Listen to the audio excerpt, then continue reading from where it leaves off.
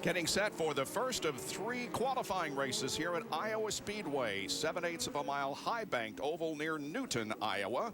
And let's take a look now at the way they will line up for this first heat race. Graham Rahal and Joseph Newgarden on the front row, E.J. Viso and J.R. Hildebrand in row 2.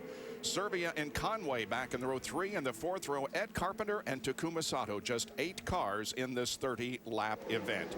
And speaking of Takuma Sato, he was on the pole for last year's race here at Iowa, but has had some real struggles so far this weekend. He was the next to the slowest in practice, considerably off the pace that was set by Marco Andretti. Cars lined up nicely on the backstretch, and now we get set to go. And are you feeling racy at this point, or are you going to take it easy?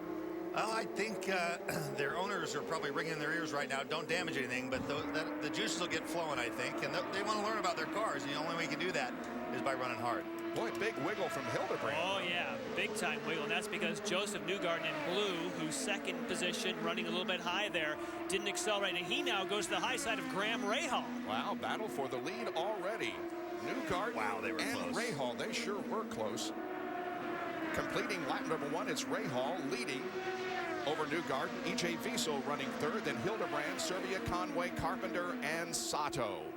Interesting, before the race, Townsend Bell was saying, you know, the way that these cars are nowadays, you don't even have to worry about wheel spin on a start. Well, there was some wheel spin. That was what happened with J.R. Hildebrand. He got on the power hard at a slow speed, and the thing jumped sideways.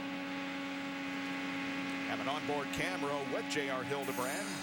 And here's a look at the start. See, ahead of him, Joseph Newgarden isn't really staying up with Rahal, and then right there he gasses it. Woo!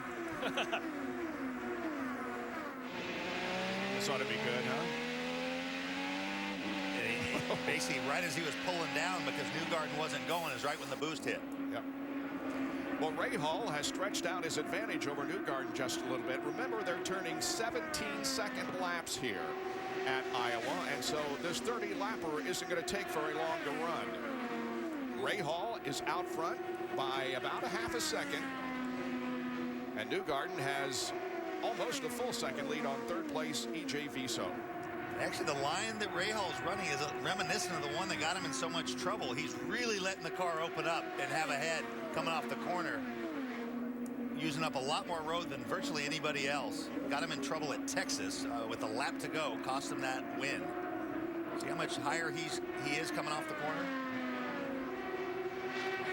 That is with the downforce level change that these cars have had. You don't just necessarily pick a lane and stay in it. In a case of Rahal, he's just like you say, Tommy, he's letting it run, more of sort of a road course technique where you start way high, get down and hold it low, and then let the car just take its way up to the wall. But yeah, there was a couple times at Graham Rahal, that front looked like it was just floating. Sarah Fisher watching her driver. Joseph Newgarden running in 2nd position. And Joseph said this morning, he said, we had such an awesome test here that I was so confident, but then they changed the aero regs, took some downforce away, and now I don't feel comfortable again. He says, I just can't believe it. He says, I just don't feel like we've got what we need. And he was so confident after the test. Now remember, these drivers are racing for the outside starting positions for row 5 through 12. In other words, the best that Graham Rahal can start is 10th, and he's leading this heat race. So he's not going to get his best start here at Iowa. His best start here was in 2009 when he began from 9th position, and he finished 9th here in 2010. Best race on the track is E.J. Viso and J.R. Hildebrand, as they're separated by just a few car lengths as they're down the backstretch here. The banking is between 12 and 14 degrees. It's progressive banking, and we have seen a lot of good side-by-side action here at this racetrack. Hey, Bob, one thing that you see here is JR is purposely at 3 and 4. He's running high, way back on entry, trying to get some clean air on the outside of that right front wing. That's the only way I think you're going to be able to get close here, is to drive a high line, get some clean air, and try to keep the front grip all the way through. He's the first guy that I've seen make that even mildly work. And look at how that just comes off the corner and gets up high. And just listen for a second, Tommy.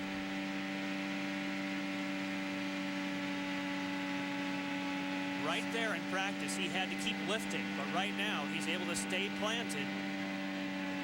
Now there is a bump. There's a tunnel between turns 1 and 2 and a little bit of a bump there, although they have made improvements to it over the winter. They've made some improvements, but you saw right at the bump, you could see his car take a different trajectory and really start using up road on the exit there. Already half of this race is over. 15 laps completed, 15 to go. It's Rahal, Newgarden, Viso, Hildebrand, Serbia, Conway, Carpenter, and Sato.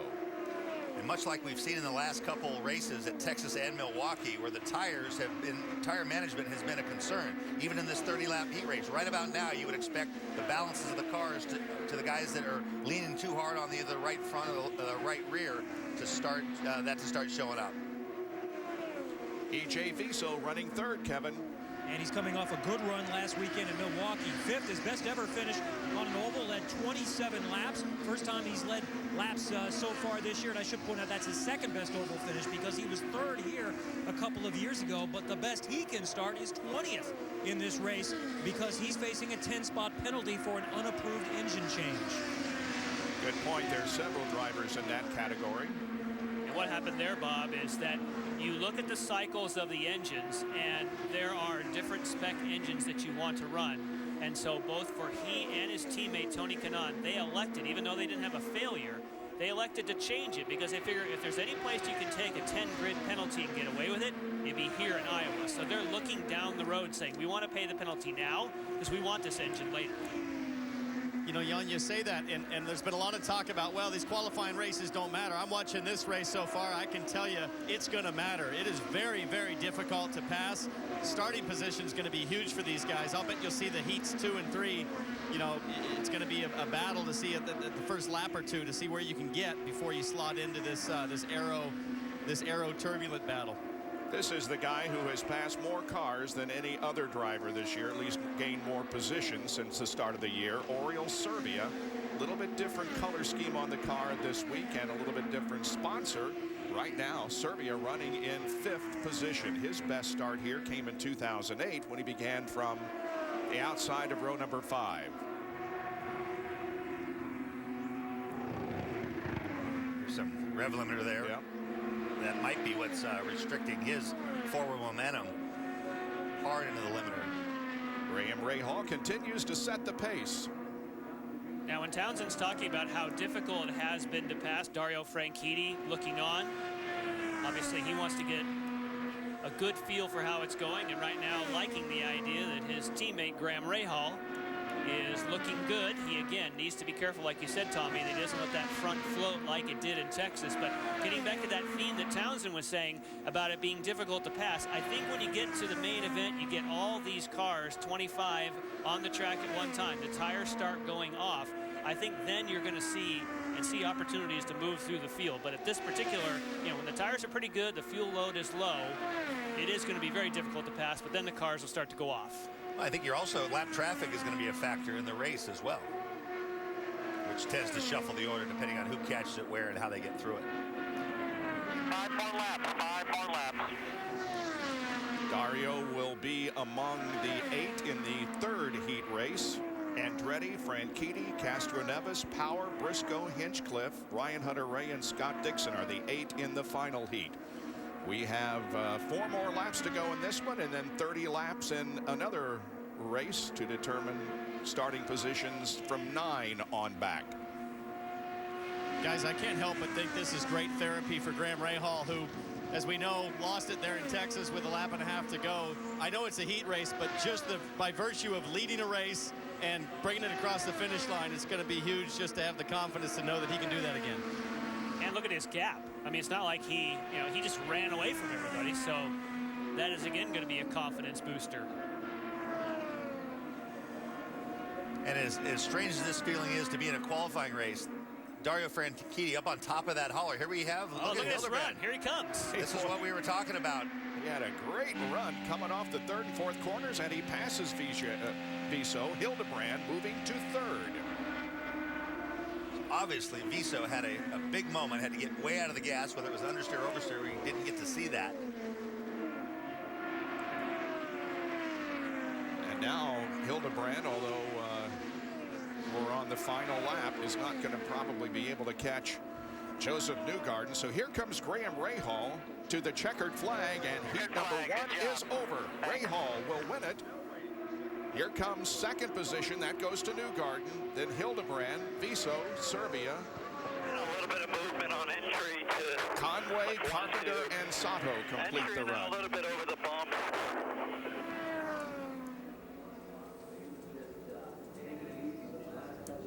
So he'll be starting 10th outside of row number 5. Dario Franchitti will be in the third heat race. We've got the second one coming up when we come back to Iowa Speedway.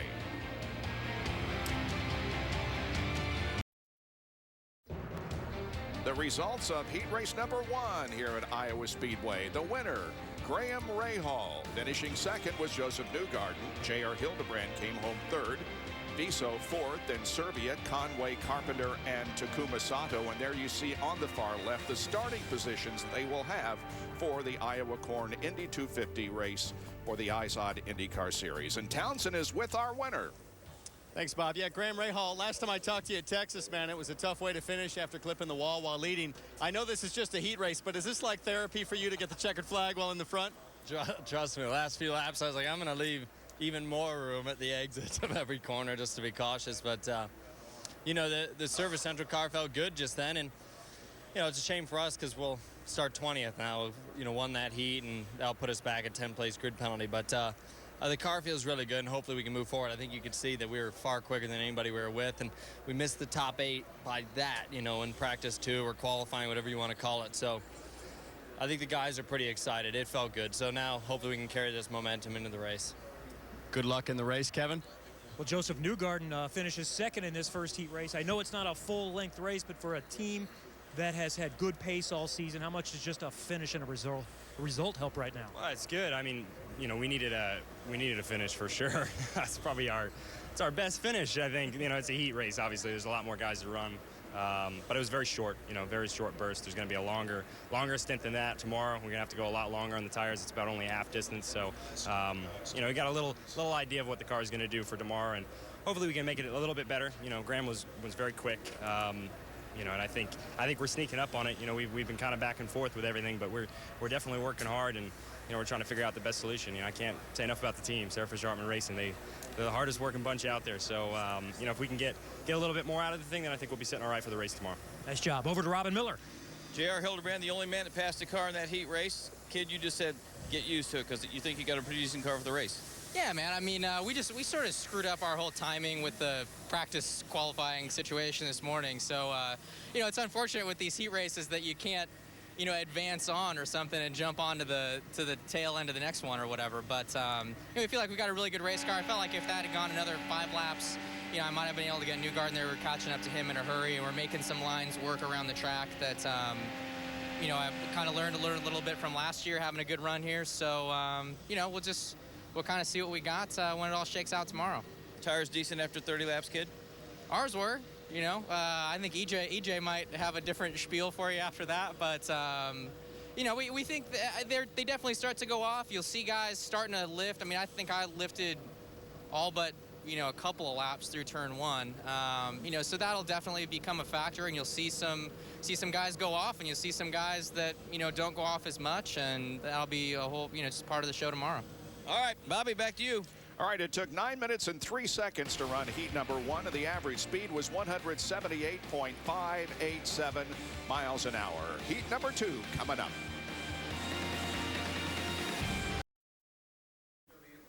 Getting set now for the second of 3 heat races here at the IZOD IndyCar qualifying at Iowa Speedway. 9 cars in this one. Rubens Barrichello will lead them down. Alex Tagliani, second starter. Justin Wilson and Tony Kanaan will be in row 2. James Jakes and Charlie Kimball in the 3rd row. Simon Pagenaud and Catherine Legg back in row number 4. And Simona De Silvestro will start in 9th position. Rubens Barrichello, by the way, is in this heat race, in this second heat race, and not the 3rd one, because he needed 42 10,000ths of a second. That's the difference between 8th and 9th in the practice that we had earlier today. Pick it up a little bit. It'll be the first time that he's certainly led the field in an IndyCar race up to the start. You're hearing him getting some coaching from the spotters. keep an eye on the outside of road 2. His buddy, Tony Kanaan, who's won here twice. And you can go. And indeed, the green flag comes out. Race number 2 is underway.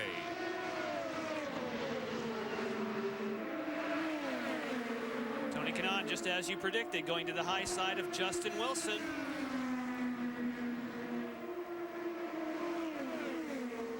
So any thought of cooling it because there's nothing at stake, obviously, has not entered TK's mind.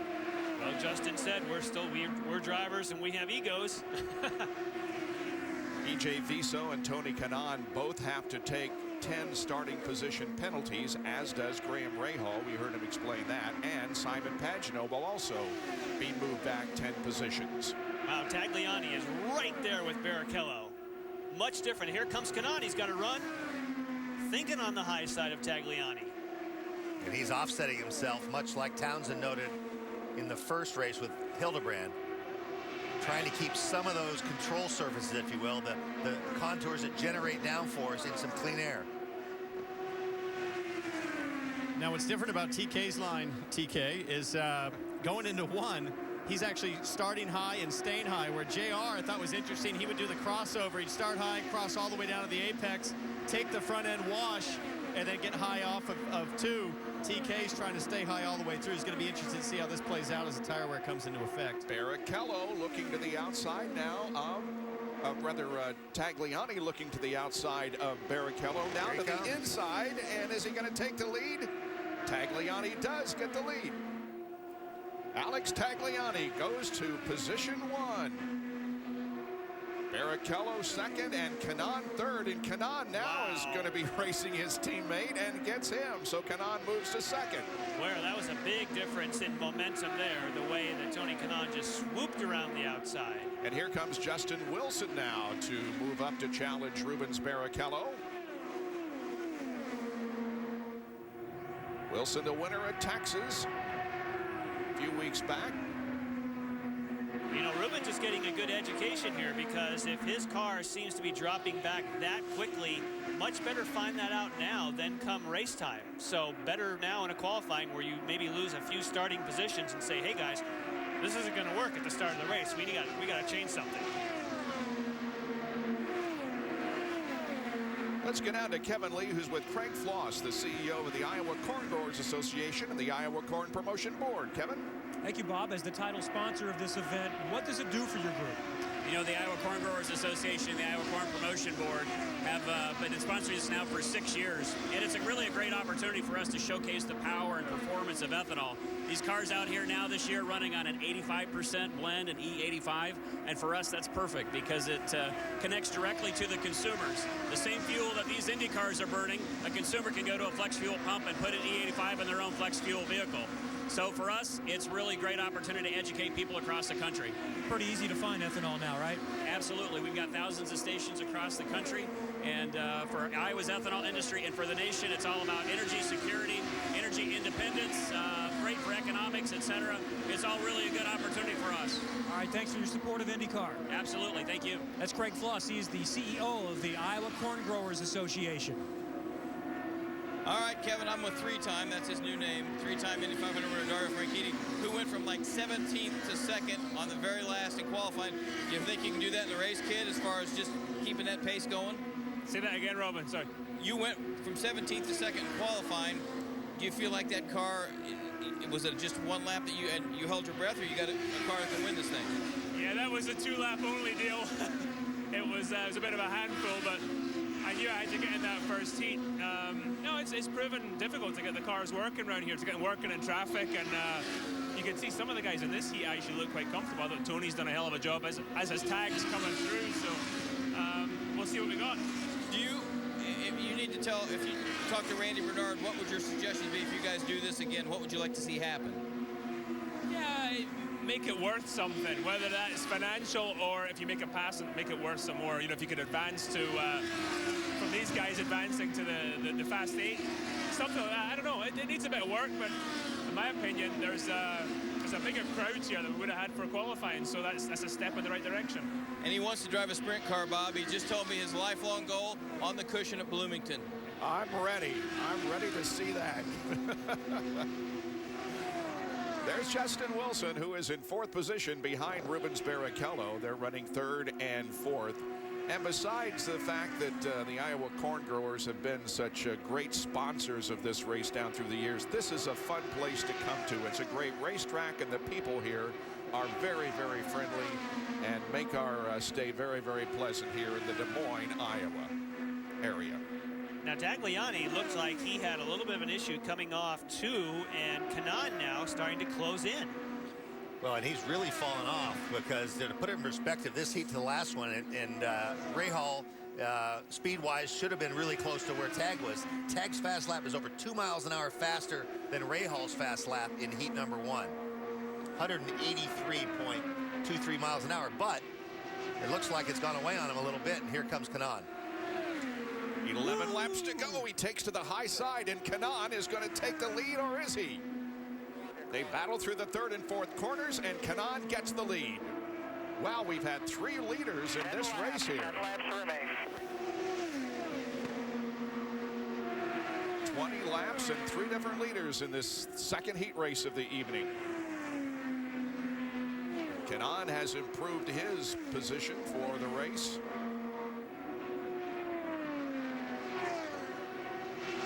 You know, Tony, as I think you mentioned, Tommy, was one of those who is familiar with heat races because he ran in the prelude to the Dream at Eldora Speedway a few weeks back. I think he finished 4th in his heat race. Didn't have a good feature, but but had a good qualifying race. Bit of a bobble there from Justin. Yep. Yeah. He's running in that dirty air. We saw that catch guys out in Texas.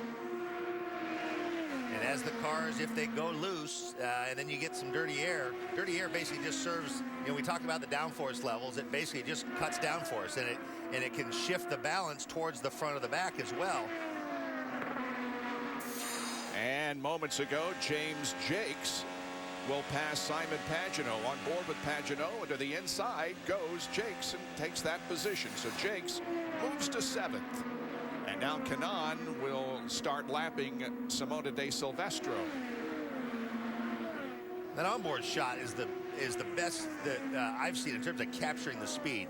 You know, we know that when you're going 60 miles an hour on the interstate, it takes 60 seconds to click off a mile. Here it's 7/8 of a mile in 16 seconds.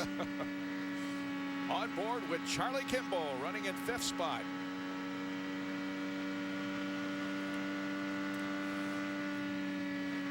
A lot of lifting going on at this stage for Charlie Kimball. With 5 laps to go, now 4 laps to go, you can see the speed really starts to drop off as those tires lose their sweet spot. Charlie will be in his 2nd race here at Iowa Speedway in the Eyes on IndyCar Series. Started 21st last year and finished 22nd. And a battle for 6th position, Catherine Legg and James Jakes. So Legg moves up to 6th spot. Good run for Catherine, who is doing the ovals for Dragon Racing, and Sebastian Bourdais doing the road courses. Jakes just got around Kimball, and you look how much ground he's made up already on Catherine here. Yep.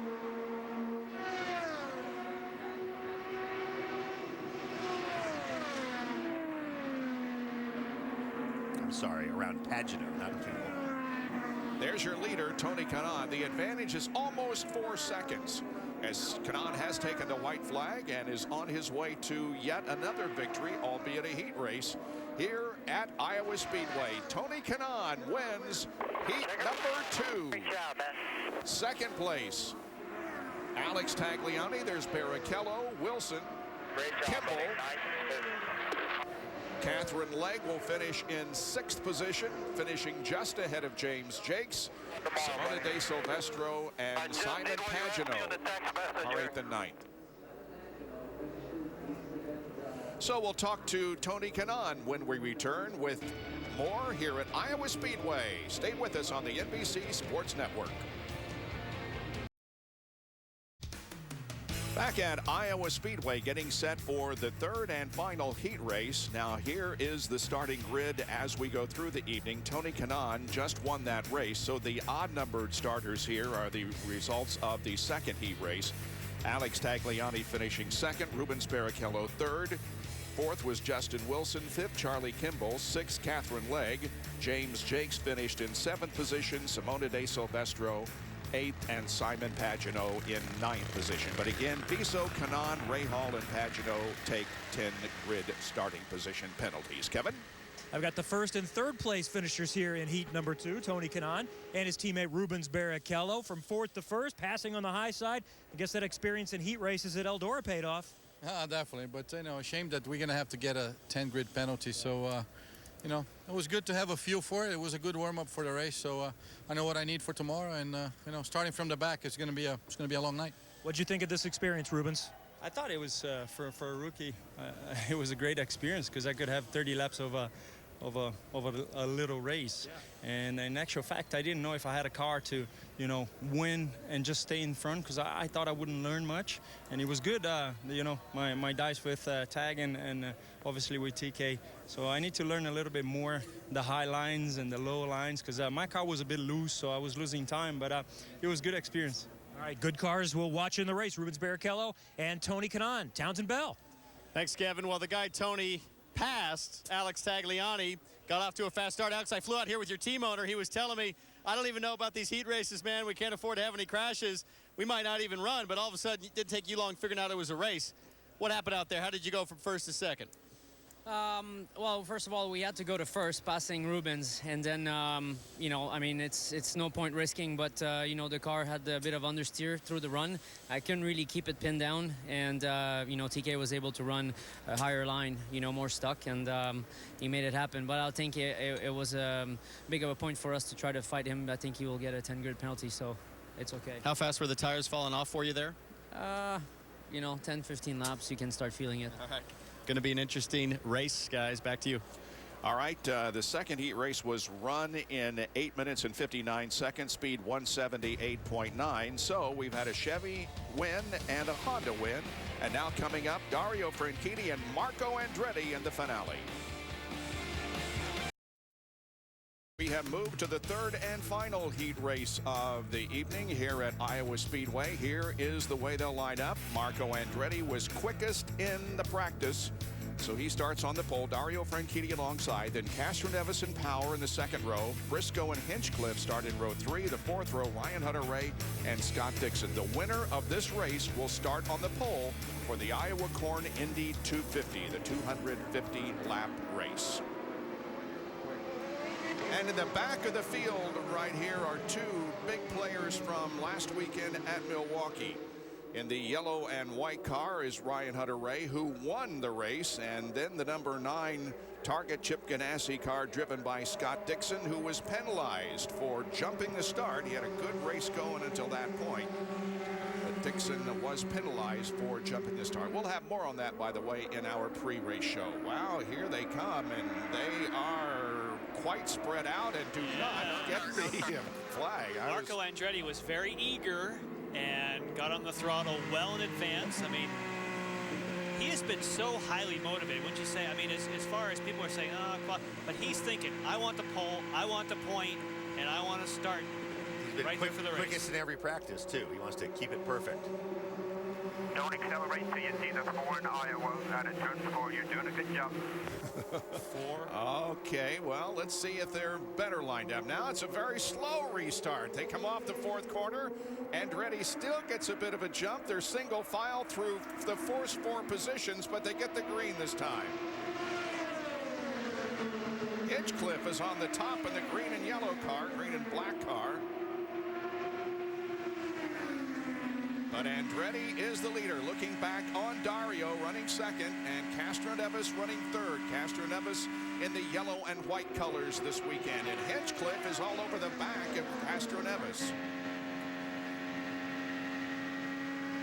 Of course, James Hinchcliffe will have access to the same setup that Marco Andretti has. We can hear that Hinchcliffe is backing off the throttle a little bit because he's in that aero wash.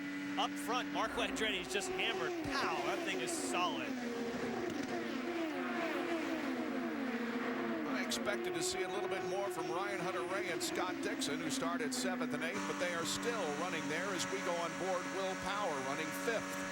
Ahead is Hinchcliffe and Castro Neves and Franchitti and Andretti. Oh, and on the bottom, that's the new colors for Briscoe, the PPG colors. Car 2, Briscoe, slides to the inside of Power. Briscoe will take 5th position. Bit of a lift there from Will.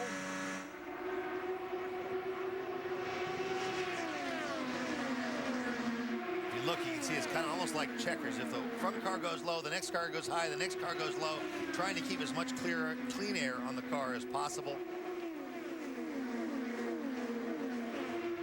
Dario was able to stay there. In his interview, of course, he said that was a 2-lap wonder. He told Robin Miller. And so as he gets farther and farther into this race, we'll have to see if he and Chris Simmons, his engineer, and look at this, now he's closing up. He's got good momentum on Marco. Franchitti to the outside off the 4th corner. They pull alongside. He pulls alongside of Andretti. They're wheel to wheel through the 1st and 2nd corners. Now Franchitti begins to pull away just a little, and Dario takes the lead. Big lift there from Marco.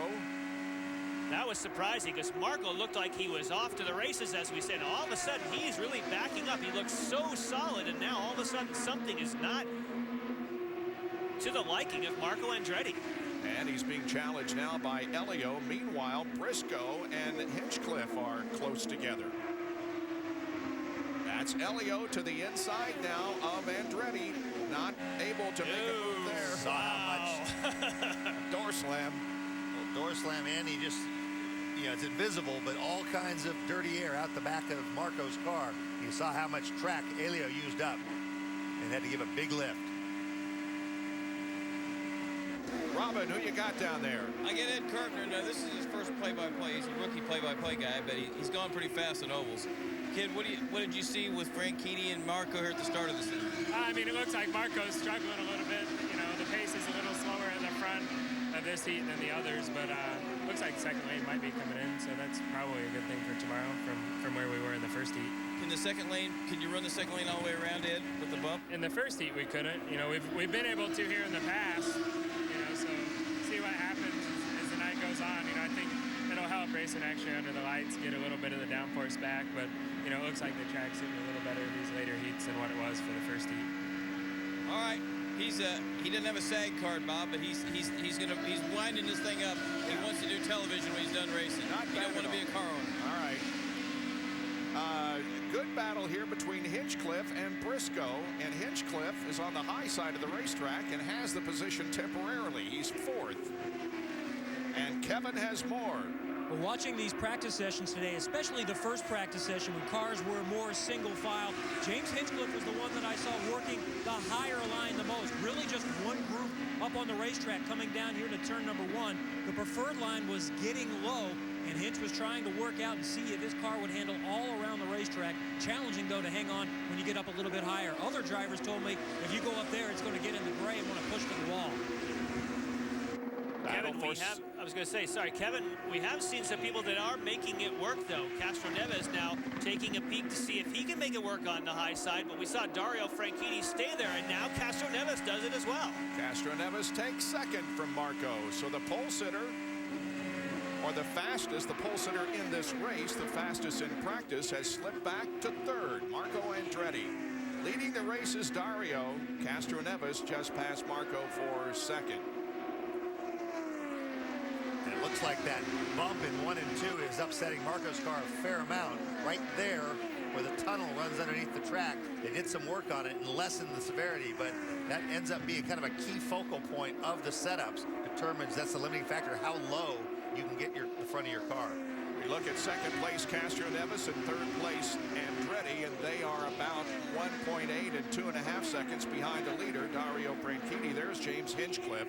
Hinch is now 2nd in points. He's 27 behind Will Power as we enter the Iowa Corn Indy 250. James Hinchcliffe, not a win this year, but a lot of consistency has put him 2nd in points. Briscoe challenges him. Well, he's got to run.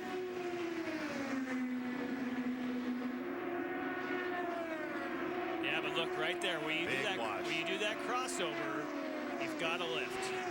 One of the keys, guys, to a race like this, one of the keys is watching how your air is going to affect the guy behind you, too, and learning how to manage some pressure from behind on how you place your car in front of him. Been watching Hinchcliffe. He was figuring it out fast. He was one of the first guys to go high, and then he started driving a little wider line, and Briscoe's back there trying low, and then all of a sudden gets up in that wash and pushes up. So you can manage both what's in front of you and what's behind you. Are there any unwritten rules on dirtying up someone's air? Like if they'd like to run low, there's nothing that says you can't go down there and dirty it up if that's where they want to be? No, because the officials never seem to pick up on it, so it gets pretty dirty as far as that goes. That was kind of a subtle. Hinch had about half of his car, giving him half dirty, if you will. Coming up on 7 laps to go as we're on board with Will Power there for a moment as he looks ahead to Ryan Briscoe, his Penske teammate. Here we go again. Power running 6th. Wow, some major rev limiter there because of the draft. Well, he had to lift, exactly what Townsend was talking about, dirtying up the air.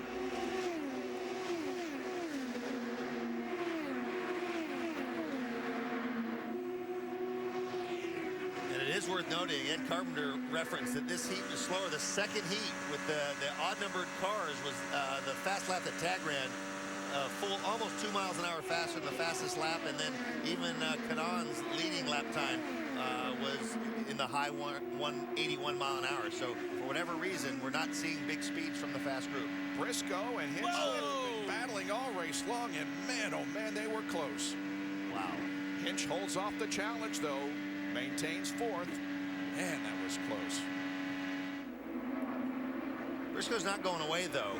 His car is clearly strong. Even when he drops back from having to do a big lift, he's able to come back forward again. And something I noticed in the first practice session, something tells me that Roger Penske hasn't been happy that their cars have not been terribly strong in race trim. So all 3 of those cars stayed out on 60-lap runs in the very first practice this morning. Is he going to try it again here? Briscoe started 2nd and finished 2nd in 2009 here at Iowa. That's been his best start and finish, and we've only got 2 more laps to go. And what's amazing to me, and I think that Briscoe certainly, as you said, has the momentum, but the amazing thing to me is Dario Franchitti looks like he's going to get the pole position and the point to go with it. And as we said earlier, he was nowhere with a couple minutes to go in that practice that got him into this race. Yep. Whoa! Briscoe, wow. Big bobble there. Coming off the 2nd corner. That was not subtle. And Franchitti wins. Elio finishes 2nd. Here comes Marco, then Hinchcliffe, Briscoe, Power, Hunter Ray, and Dixon.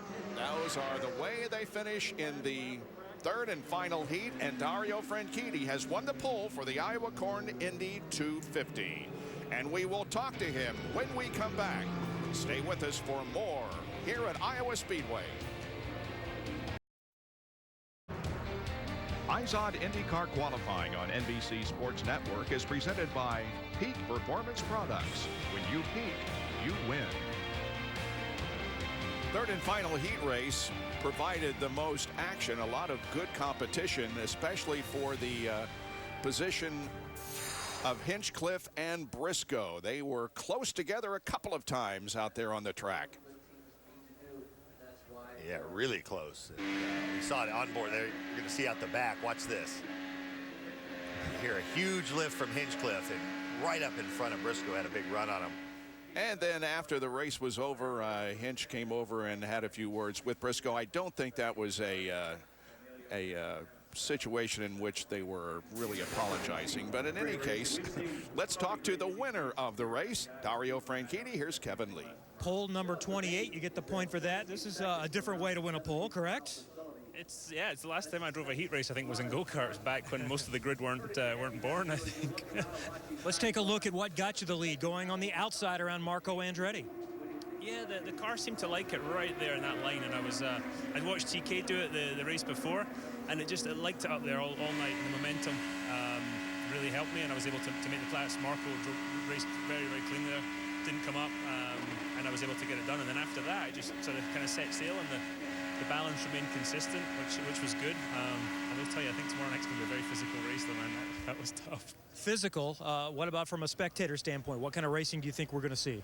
Well, if you'd asked me before that race, I think we actually talked, and I said I don't expect much because I didn't think the outside lane would rubber in. In practice, every time I went up there, I had a minor visit to the wall nearly. So the fact that I think it's rubbered in, I think we'll see a good race tomorrow night. As the sun goes down, the cars have a little bit more grip, and I think you'll see guys running different lines, comers and goers, and yeah, I expect it to be a typical crazy Iowa race, and I'm glad I'm starting up front. That's definitely make things a little easier for the first part of the race. Congratulations. Pole number 28 moves him into 8th place all-time on the IndyCar list. You have passed Al Unser. Let's check in with Townsend Bell. Thanks, Kevin. Here with Marco Andretti. Marco, man, what a start. You blasted out of there, got into a lead, and then what happened to the balance for you?